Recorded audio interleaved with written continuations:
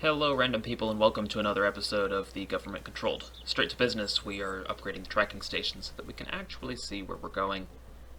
This is an attempt to get some science because, according to our president, Jamison, we can get science from the radio dishes. Unfortunately, this rocket sled is kind of hard to turn, so we have to push it. It makes it a lot easier, though, for maneuvering in close quarters like these radar dishes. Next, we have a brave volunteer gather some science while flying, a very important thing to do. Unfortunately, though, this is quite dangerous and should not be attempted at home. Don't be climbing out of airplanes, please, while in flight. Jebediah does this over the water as well, almost falling off quite a few times. Again, this is just not safe. The air does tend to try to push you off. He attempted to get over the Space Center. Unfortunately, that's not a different biome. Here, as per request of last episode, we created a Void Kerman, and then proceeded to shove him into the new and improved moon rocket, and send him towards the moon. This version has more solid rocket boosters, extended fuel tanks, so the range is much better, and it does have the fuel necessary to land on the moon. And then it has a second set of solid rocket boosters, which lets it go even farther. Void seems to be enjoying it quite a bit. One thing I did notice, though, we have a lot of male pilots. If anyone has ideas for female Kerbal's names, that'd be great, because it'd be nice to have more than just Valentina. I think she's getting lonely being the only one. Anyways, back to the mission. Void is definitely having a great time. Re-entry heating, well, it's not re-entry, it's just passing through the atmosphere at high speeds. That heating's getting to be quite a problem. The second stage pushes him part of the way towards the moon. Then the landing stage does the rest of the work. That stage, unfortunately, does get left in orbit. It might decay over time, or we might have to go get it. A new tracking station providing us nice new orbital data. And then Void contemplates the void that he is traveling through by looking at the nice views. And then he gets into orbit and begins his descent towards the moon's surface. You can see spit up here how we bleed off all that orbital velocity and then begin to descend towards the surface. Here's a nice soft landing. It went pretty well for him. We cut the engine right above the surface so that it lands nicely just like that. And it did not tip over. That was the first try, and that was nice because tipping over can be quite complicated. Void comes off. There's no ladder, so he has to use his jetpack to land nice and slowly on the surface so he doesn't die or anything. He does all the necessary science, gets quite a bit of it actually, then waddles over to get a decent distance away from the engine so it doesn't blow over his nice new flag that he's putting up. And then we proceed to name the nice flat area after him. He then decides to go look at a crater and break his legs, but not a problem. He just gets right back up and keeps on going. He's pretty good. Then back to the lander and back into orbit. Now Void did want to try some experimenting with very low orbits, so that's what he did. The reason a low orbit is helpful is because of the Oberth effect. The faster you're going, the more efficient any changes in your velocity are. It's complicated, that's my understanding of it anyways. But a low orbit means that you're going to get more efficient. But it's very low. He's actually passing below some mountains and just barely skimming the surface in places. I imagine this is pretty panic-inducing, but he doesn't die in this area. However, calculations are very important. You need to make sure you get it just right, because if you don't, you get things like this. But that's besides the point. Anyways, back to the real mission. We are heading back towards Kerbin, running out of electricity, of course. Upon entering the atmosphere, we realize we're pointed the wrong direction. So, restarting the engine, using the engine gimbal to flip around right before we burn off our science equipment. Landing legs begin exploding. And then once we exhaust our fuel slowing down, he disconnects from that landing stage that is doomed, very much so because of the re-entry heating. As you can see, those flames and plasma just engulfing it, and it slowly disintegrates. Fortunately, Void has a heat shield, so he does not have to worry about falling victim to the same fate. Re-entry itself was quite uneventful. However, afterwards, on the descent towards the surface, we realize we are at severe risk of landing on a cliff. This is very bad because the capsule can begin tumbling down the cliff, and that destroys the science equipment that has all that valuable data that we want. Oh, it can also kill the pilot. That's bad as well. Fortunately, though, he landed on an area that is not quite as steep as the surroundings, and the capsule did not tumble or roll, and all the science was returned safely to the base. Of course, the recovery teams did complain about having to trek over the mountains to find him.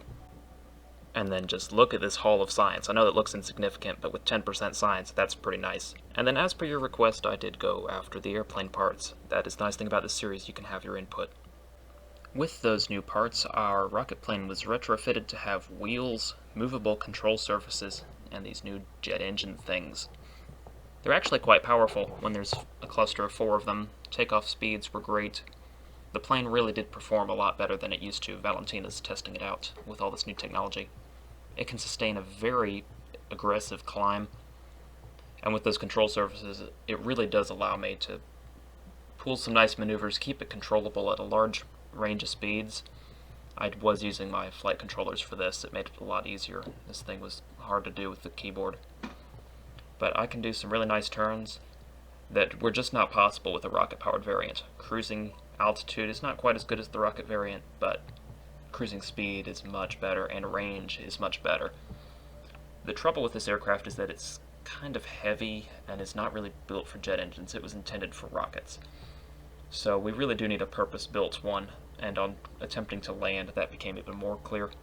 We test maneuvers around the mountains here, and the controllability is much better than using the reaction wheels and engine gimbal.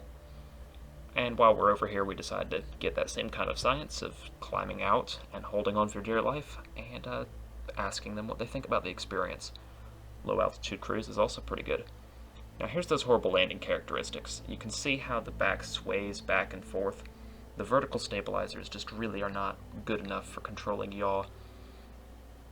And then landing attempts, we had issues with as the speed came down, and also just the swinging back and forth because of the lack of stabilizers.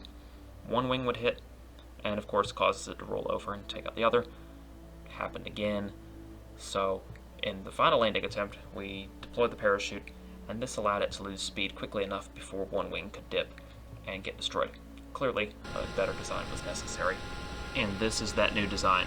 This is a 3-engined aircraft. 2 really just wasn't powerful enough. It has a tail skid so that I don't have to worry about scraping that 3rd engine that's really low on the ground on takeoff or landing. And the reason that where they're positioned is because we want the thrust down low so that it's helping to aid in the stability of the aircraft. That way that horizontal stabilizer at the back doesn't have to apply too much downforce to keep it balanced. If that's complicated, it's fine. Point is, the plane's balancing on the wings, so it needs some force in the back, downwards, just to keep it level. And putting the engines down low helps do that. And the best place to take a new plane like this with a very good range is the North Pole. We can get some very good science data from the tundra and ice caps up there. I did decide to use a biome map. That was just the best thing to do. Jebediah would be carrying out this expedition. You've probably heard enough of those jet engines, so we're turning off the audio so we can just enjoy the nice cruise. And while we're going over the scenery, it gives us a chance to talk about some of the things coming up with this series. Firstly, music is getting a little repetitive, I'm sure. I'm just using normal royalty-free that I can find. If anyone has songs that they've written or that they just like that are royalty-free that they know, go ahead and post a link in the comments or email them over to me, and I'll see what I can do. I might be able to use those in a video if they match the theme well enough. In this cruise, you get to see just how nice Kerbal does look. For a computer game, it really does look quite good at times. Other things are, don't expect a video next week. I'm going to be busy with some things. I do have a project I've been working on since September. That's a 2-part video series that goes over flight planning, doing all the paperwork to do all the calculations necessary for that, and then the footage from actually flying it in an airplane. So hopefully you do enjoy that, and if there are periods of time where you don't get videos, it's probably because I'm working on that project. As we do come up to the tundra, Jebediah gets all the science he can from flying above it, and I was thinking with the hatch on the side it wouldn't really be possible to get the science where the Kerbal climbs out, but with the air intake right next to the hatch, it actually holds him in nicely so he didn't have to worry about falling out. And the landing was also pretty smooth considering the rough terrain.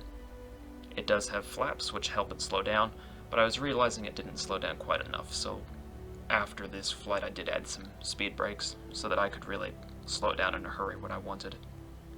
After getting all that good data, he moves on to the ice caps. That landing was difficult because the ice caps are very difficult to see. The crew report puts it perfectly. You get blinded just by looking at them. The best way to do it is to use the shadow. After that, we head back home. Coming back, we use a very high-speed, inefficient cruise, but even doing that, we still only used about maybe a fourth or a third of our fuel. I'm convinced this plane has the capability to fly all the way around the planet.